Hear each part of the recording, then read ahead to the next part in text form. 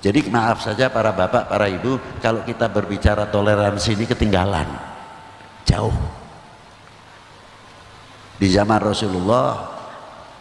Rasulullah dihijrahkan bukan karena tuntutan perut, bukan karena takut. Hijrah adalah wahyu. Ada sebab itu ataupun tidak, tetap Rasulullah akan dihijrahkan.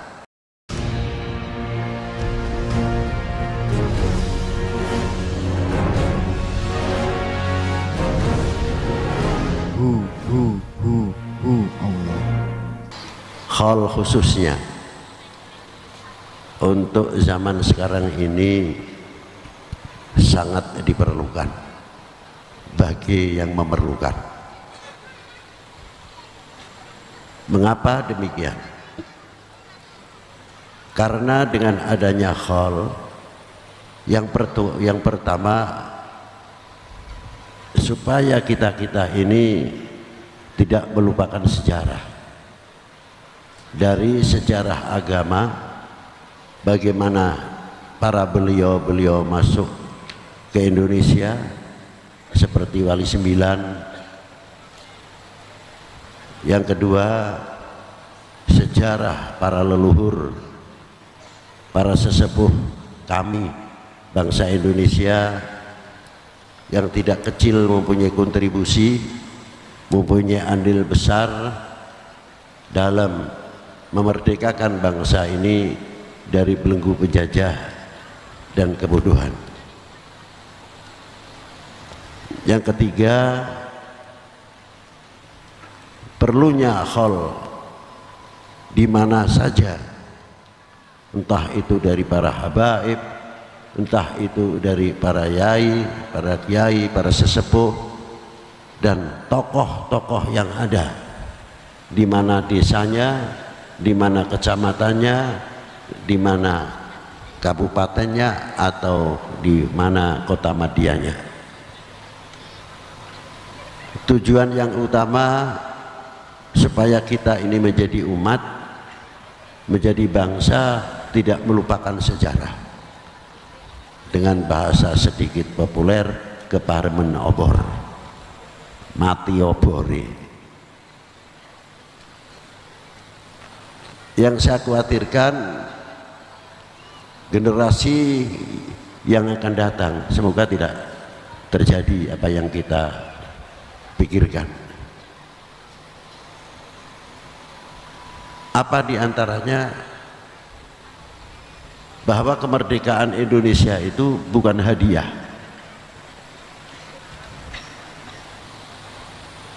Situs-situs yang ada, peninggalan-peninggalan penjajah, paling tidak kita mempunyai kepedulian. Kalau sudah tidak ada, yang saya khawatirkan bisa saja terjadi bahwa penjajahan oleh Belanda dianggap fiktif atau dongeng, karena tanda bukti peninggalannya sudah mulai hilang. Apalagi peninggalan daripada Wali Sembilan. Sejauh mana kepedulian kita ini terhadap para beliau? Artinya bukan Wali Sembilan saja. Kalau ini tidak menjadikan perhatian, generasi kita juga akan mengalami yang sama. Dalam meningkatkan kecintaan kepada agama, kecintaannya kepada para ulama, kecintaannya kepada para tokoh-tokoh bangsa ini, apabila sudah mulai melentur, disitulah ikut andil besar melenturnya nasionalisme. Siapa yang akan bertanggung jawab?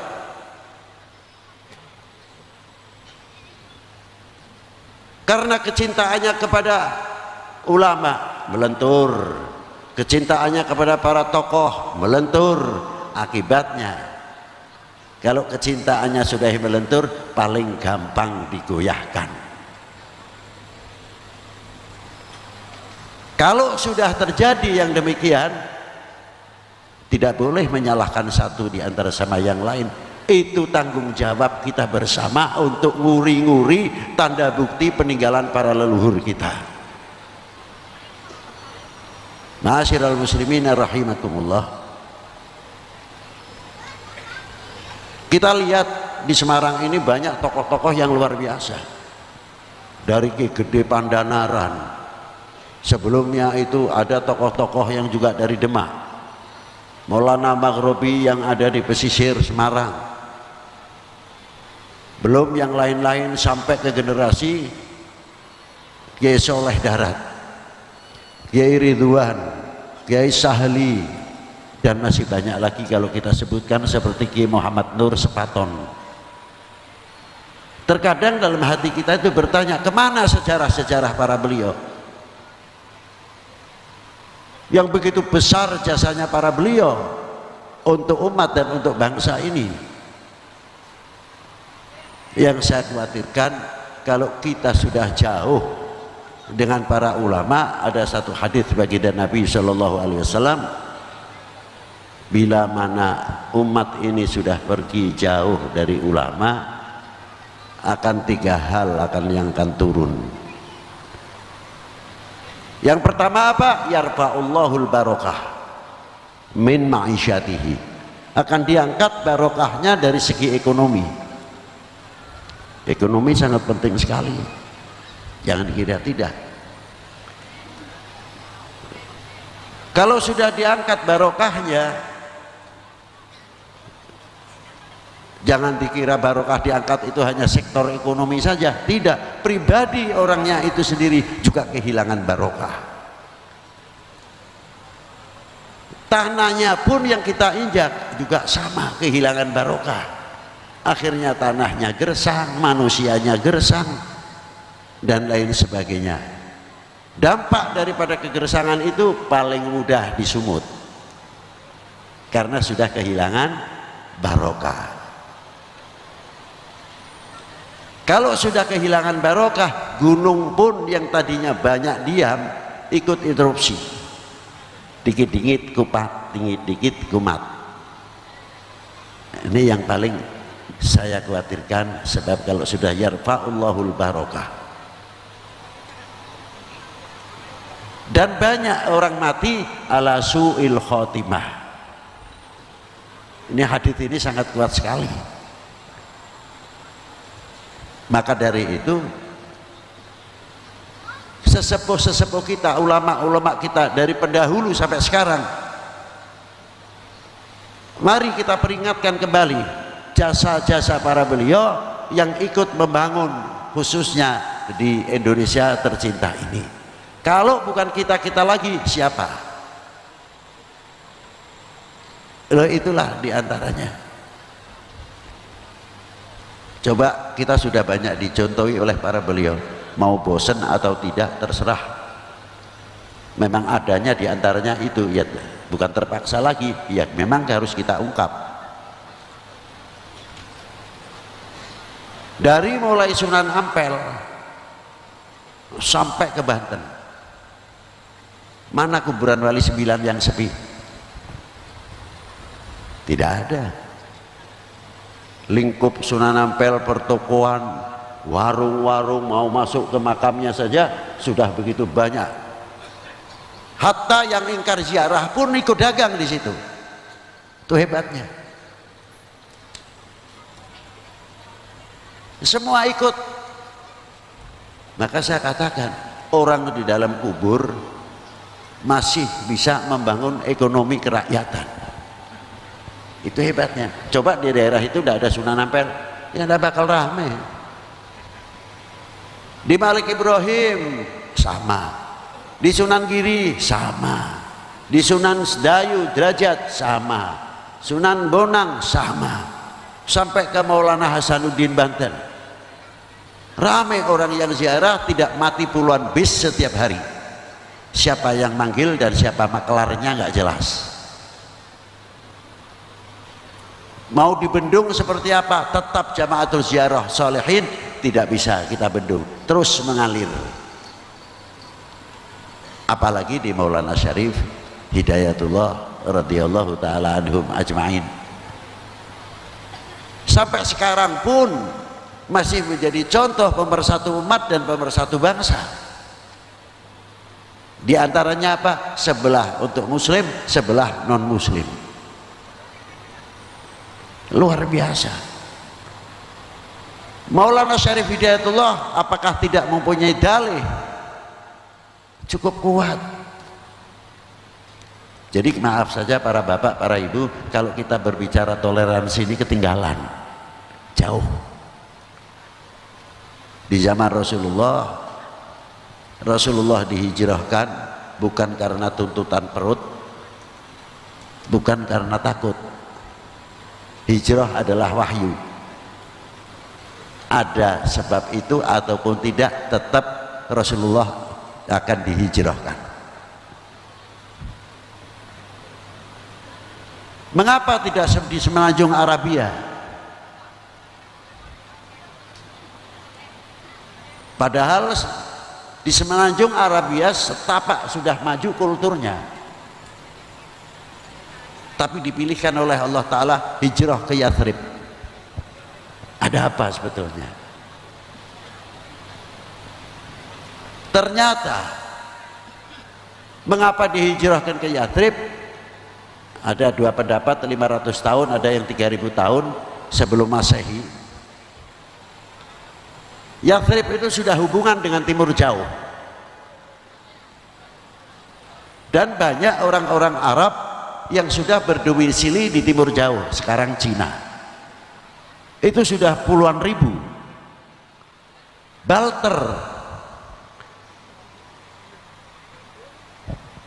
Apa diantaranya? Pakaian dari sutra dan sebagainya. Dari dunia Arab, ilmu kedokteran dan ilmu obat-obatan sudah maju. Sampai jalan tersebut diberi nama Jalan Sutra. Itu sejarah. Begitu Rasulullah hijrah, yang dibangun sarana ibadah, sarana pendidikan, tidak terlepas pertanian dan ekonomi. Loh itulah untuk menjaga keutuhan bangsa Arab pada waktu itu. Dikumpulkan semua orang-orang Yahudi, suku-suku yang di pegunungan-pegunungan, semua mendapat bagian masing-masing sesuai besar dan kecilnya. Apakah itu tidak bagian daripada toleransi? Lah inilah, demi apa? Demi keutuhan pada waktu itu. Itu satu contoh. Apa dikira Rasulullah hanya untuk risalah saja? Tidak. Rasulullah pun mempunyai tanggung jawab keutuhan bangsanya, keutuhan negaranya. Bedakan antara risalah dengan untuk negaranya. Itu hebatnya. Maka kaum Yahudi mendapat bagian sekian, yang besar-besar, yang kecil-kecil, sesuai dengan keberadaan masing-masing. Ditiru oleh beberapa wali sembilan yang masuk ke Indonesia. Siapa diantaranya? Bagaimana Malik Ibrahim hubungannya dengan Brawijaya pada waktu itu, sampai diangkat oleh Brawijaya Malik Ibrahim Menteri Ekonomi dan Menteri Irigasi. Coba lihat di kitab Babat Tanah Jawa, itu ada itu. Yang kedua, Ibrahim Asmarokondi, ayah Kanjeng Sunan Ampel, diangkat Menteri Keuangan. Sing ngangkat agamane apa, sing diangkat agamane apa, kok iso? Itu loh hebatnya. Ini contoh dari dulu sudah menjadi contoh oleh para beliau. Maka tidak heran kalau Maulana Syarif Hidayatullah sekalipun di dalam kuburnya masih bisa mempersatukan umat, masih bisa mempersatukan bangsa. Separuh muslim, separuh non muslim, orang ziarah yang bagian tempatnya yang non muslim dengan segala cara keyakinannya masing-masing. Dan kita yang muslim juga sama, ada yang tahlilnya panjang, ada yang tahlilnya ngebut, ada yang bacaan Quran, ada yang yasin dan lain sebagainya. Terbuka. Dan tidak pernah ketika ziarah bareng-bareng kowe sesuk noblo sapa, nggak ada. Kowe milih sapa, nggak ada. Kelambimu apa, nggak ada. Ini contoh. Artinya menunjukkan walaupun nanti 24 Kita sudah diperingatkan, kita menjadi bangsa yang utuh, kita menjadi umat yang utuh, yang tidak mudah digoyahkan. Demi siapa? Demi Indo, demi Indo.